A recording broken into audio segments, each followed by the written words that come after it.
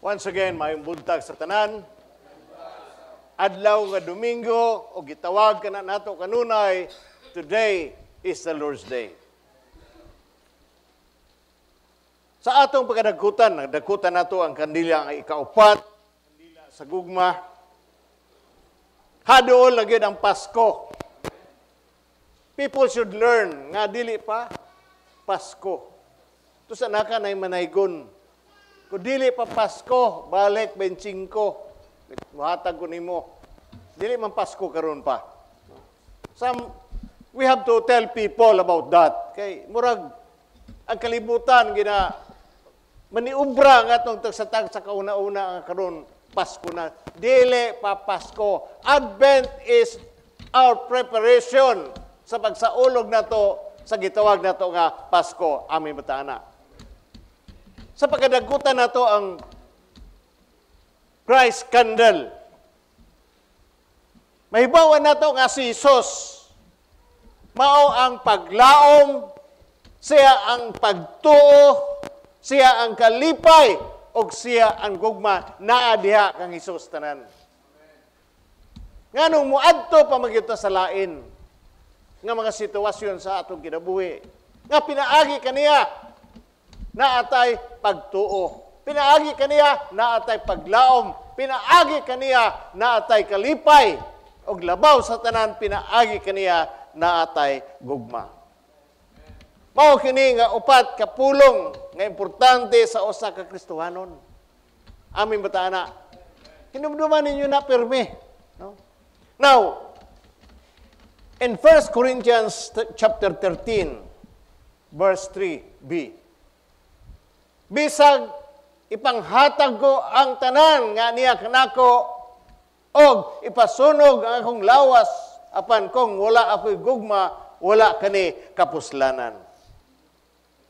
No matter what you say, no matter what you do, no matter what you believe, gitawag ni nato ang kita nga tao bankrupta without love. Amin ba mo, ana? Useless. Pwede. In 2 John chapter 1 verse 6 nga nagingon. Kining paghigugma nga akong gipasabot mao kini, tumano nato ang mga sugo sa Dios, sumala sa nasayran ninyo sukad pa sa sinugdan. Ang sugo mao nga makinabuhi kamong tanan diha sa gugma. Amin bataana. Ingna yung dapat higugma ang imong isig katao. Higugma ang isig katao. Means living away. Gisugo ta sa Ginoo, commanded us to live. Sa kapagkanung nato from the beginning, His command is this: live a life of love. Life is all about love. Usay na yung mga badlungon yun.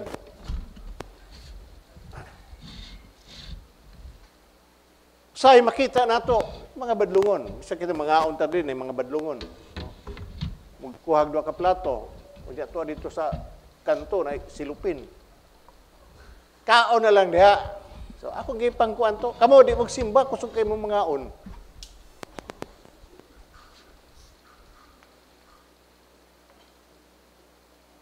Magpakaon man ta sa tanan, ami bata na. But, we have to teach people about that. Wala ka mo ani direk ng bukaon, ni ani kakay, naigugma ta sa Ginoo, amin bata na. Usa ka sunod nga, misa di galyo way kaon. Nakay daghan mo atin? Atong testingan? Panra og kape. Bisig may Bisaya na sila diha.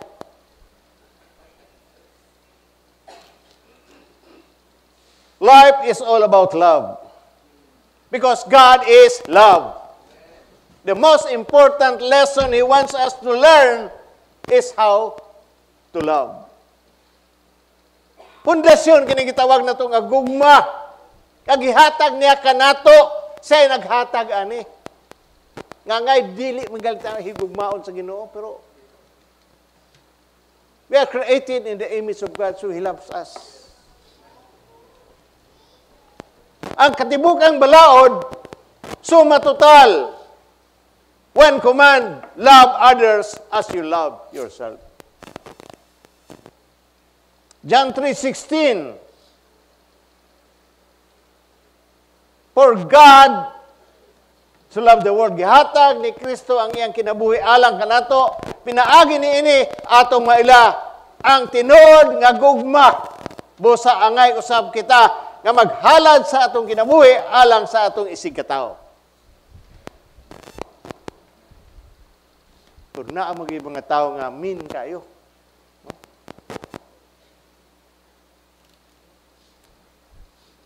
We are only thinking. Kung nauna ta kanunay sa gugma, diri ka nato. Kung iunta nga, naigugma ko. Naigugma bitaw ang Ginoo sa ako. Yes, that's true. Sure. Wala tayong problema ni Ana. But the problem is loving one another. Sa iyo na tayo, gugma ta sa Ginoo.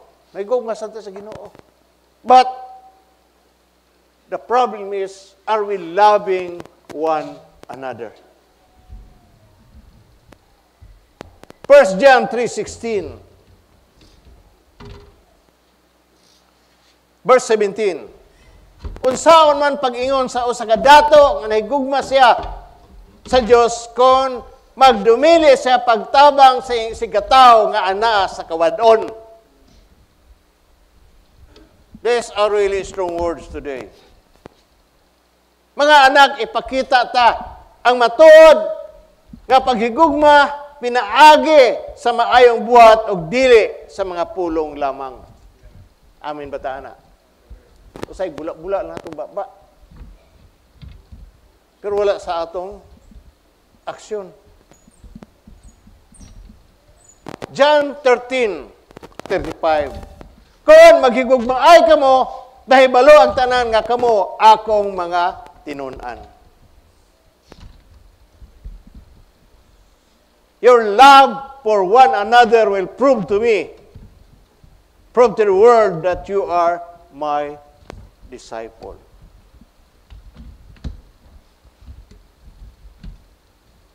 Sa usa ka simbahan, dako o gamay, or even a family, na ay mga tao, at least nga difficult person. Sa atong pamilya na isa nga badlungon, na duha. More than one. Lisod kaayo difficult to go along kini nga mga tao for some reason. Naanay mga emotional needs, deep insecurities, irritating mannerism, poor social skills. Naanay sakop sa itong pamilya. Kini nga mga klase nga tao, tawag nato sa kalibutan, kulang og pansin. Na magitaw nga gusto mag-exhibition nga papansin sila. Di ba? Amin ba ta, anak? Usay gusto nato mapansin nga the way we dress. Mag-dress og spaghetti aron tanan malingi. Kulang man na sa pansin. Mag-exhibition ba? Usay na pare. Mahatag ko communion kadugay na nas gawas gyud. Nga ang magsimba nga spaghetti. Dili tagaan og communion. Dami kay na may pare ni Puli. Bag-o. Nay 60 dito na communion. So naibog yung tao ng pare, tao ra god. Pag ano 60, what a body. Ingon ta niya, this is the body of Christ. What a body.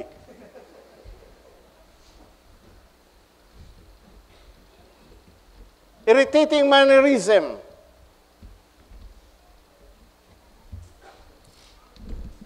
Mao kani ang mga tao sa kalibutan. Naingon sila nga stress. Kanang stress ka pulong wa ko kasabot ana unsa na stress. Siguro ako di ko kasabot ana kani magubali-bali. May stress kaya hapon nga naman tay Ginoo na balang espiritu nato amin bata ana. Daw lumuad to ta bisag asa. Psychiatrist, may psychiatrist ka, buang ka lagi. Naikulang nimo. Diya sa Ginoo we are puno ta sa tanan. Ang kulang nato mao ang pagdukdok nato sa atong ulo diya sa Ginoo kay ang Ginoo nahigugma kanato pag-ayo bisan kinsa ka pa. Gamay og dako nga sala ang Ginoo mo pasaylo kanato.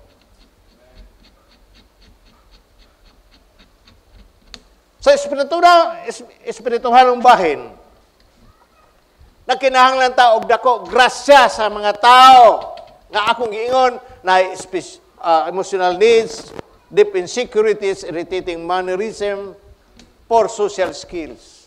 Kitang mga Kristohano nagkinahanglan ta og dako kaayo nga grasya aning mga tawhana.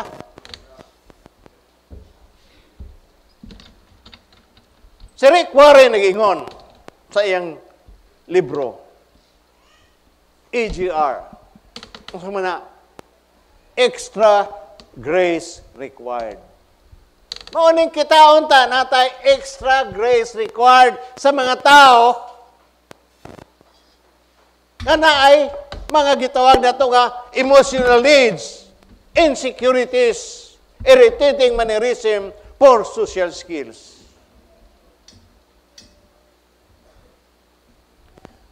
Kini mga klase nga tao, gibutang ni si Ginoo uban nato for both benefits and ours.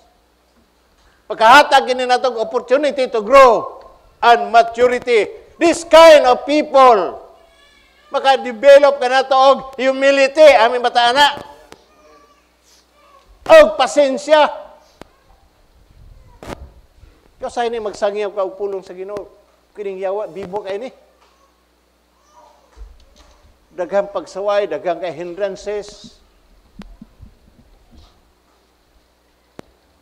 Para hunong lang ta sa atong nasa mga uban nga tawo mohunong na lang ko pagalagad sa Ginoo kay naunsa niya akong kinabuhi.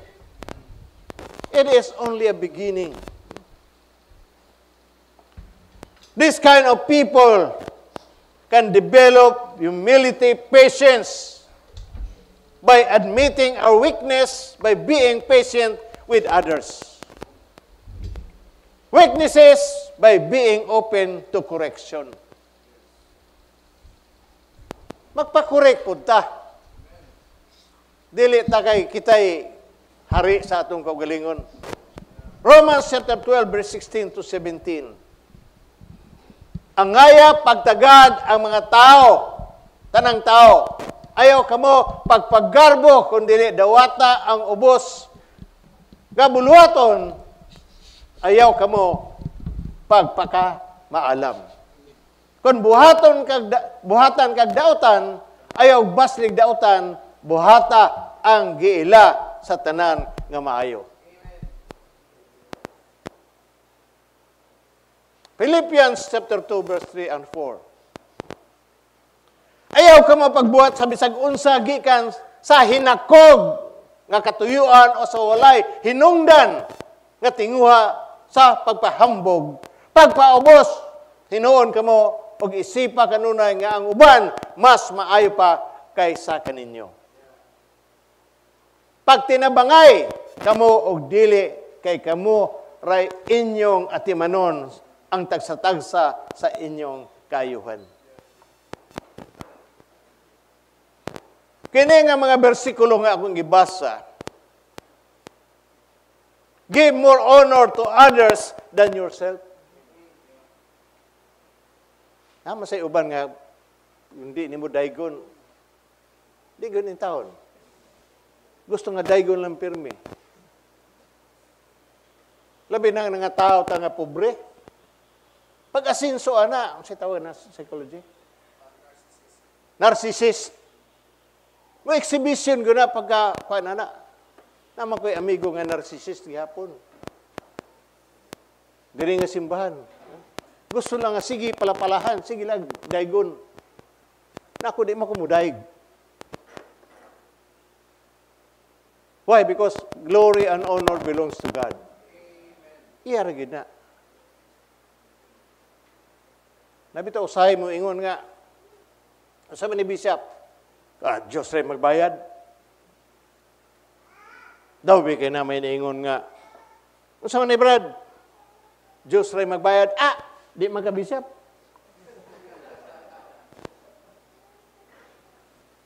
Jacob man siguro to.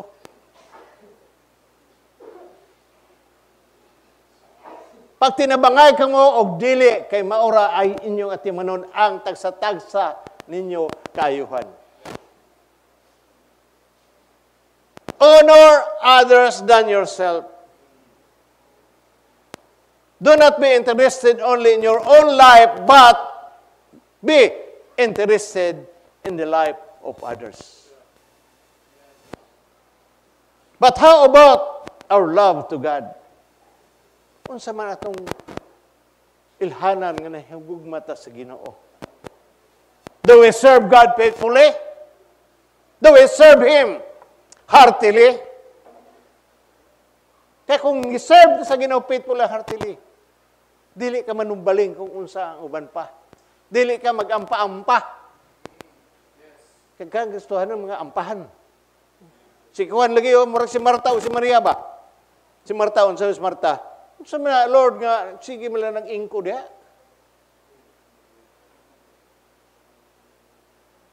Do we serve Him faithfully? Do we serve Him heartily? How about ang gitawag nato nga atong commitment? As God gave His love to us, what is our response unsa may atong tubag? Pamahaw karong buntag? Dili. But our response to God is our obedience. Amin bataana. Ang atong pagsunod, amin bataana. Dili pa ta perfecto, daghan pa ta on the way. Daghan pa tagbikil. Sa ako nang giingon, extra grace required. AGR.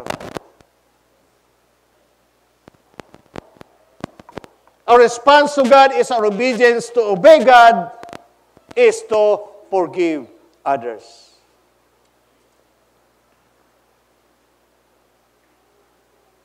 Mark 11:26.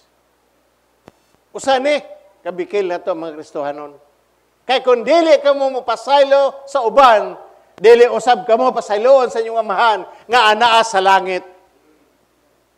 How can God bless us? Sa pagpanalangin sa inyo sa Ginoo kung natay kayugot sa atong isig ka, tao?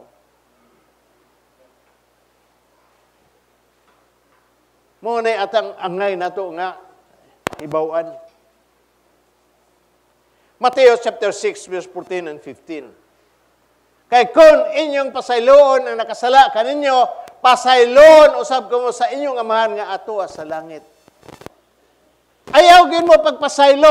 Ayaw gid mo pagdumtig na.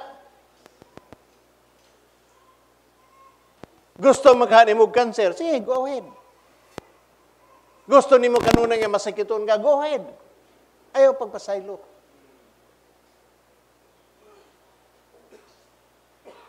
Naisorbi sa Amerika nga nung daghang mga tao sa ospital.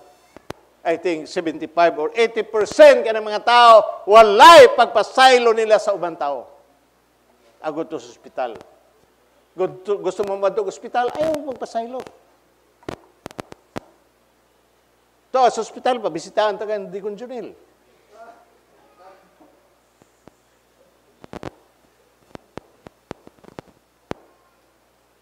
Apan kung dili ninyo sila pasayloon, dili usab kamo pasayloon sa inyong amahang natuwa sa langit.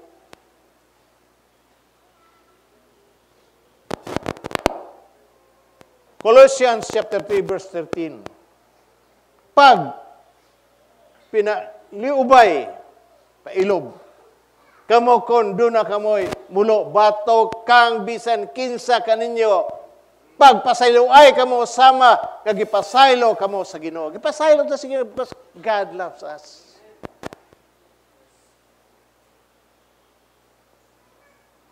Forgiveness is hindrance to our blessing. Hindrance ko ni sa panalangin. Gusto nato nga panalanginan ta sa Ginoo, forgive others. Help others.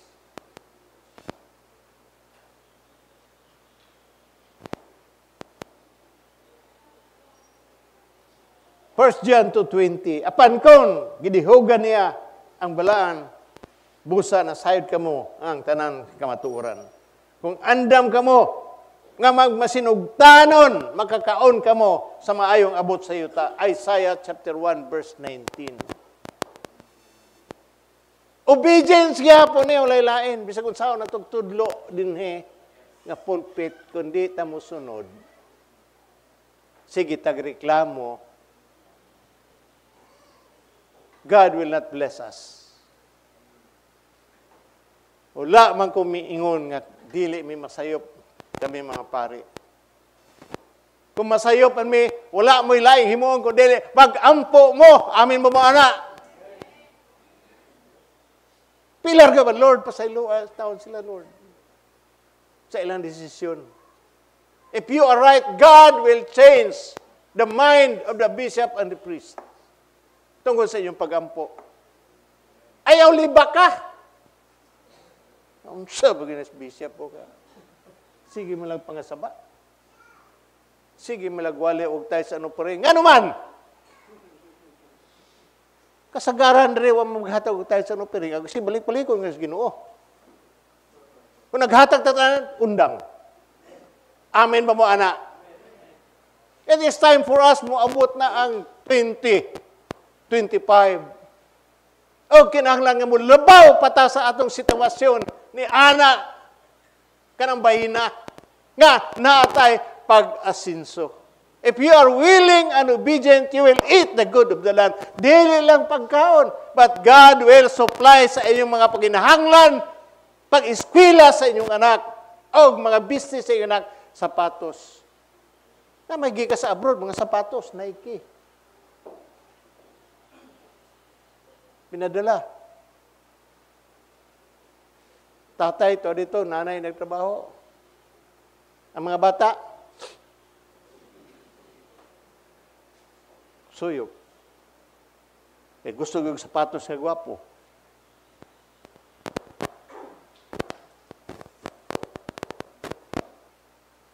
Ako naman ko yung sapatos nga Jordan Air.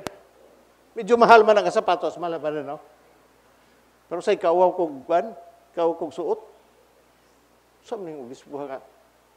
Jordan man niya. Iyo, tiguang naman. Jordan nga po nang gisuot. O sa'yo, gasuot ko. Dito sa Davao, akong gisuot. Niya, si Padre Manuel, kaya, parason man sa di Padre Manuel. Bisa ko na ganang, awa may imop. Ay, nakapig istorya sa ako, kung nasa imo, anak.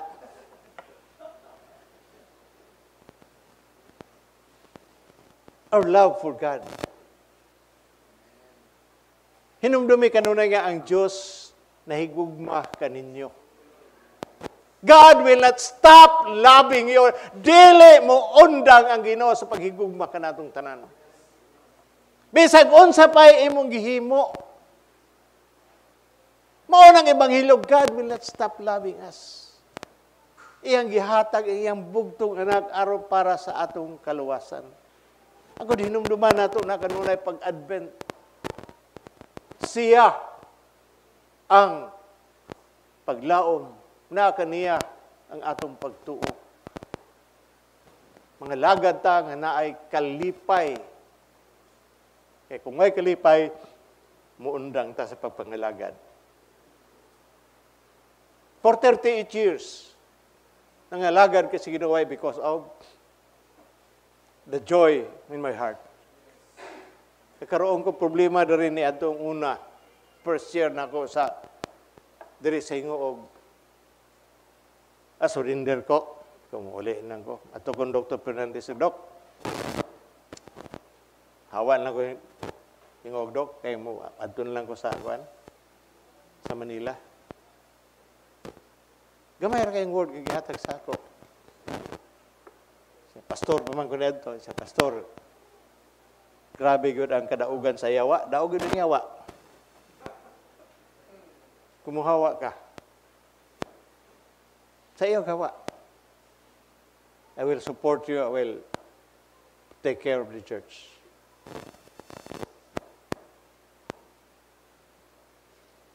Uban pa siguro yung mga isultian, pero awan din, magbadlungong kayo ng mga tao niya. Biyahin na sila. But you are a shepherd.